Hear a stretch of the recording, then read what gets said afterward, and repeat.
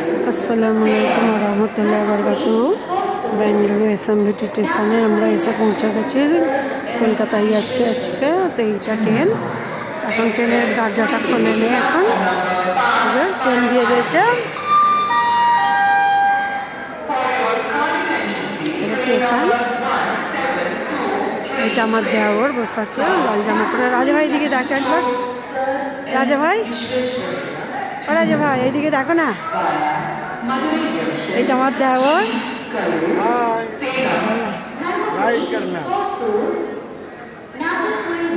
আমাদের ফ্যামিলি আরও আছে ওইদিকে, সব লকেজ আছে ওইদিকে আছে, ওরা এক্ষুনি এসে যাবে।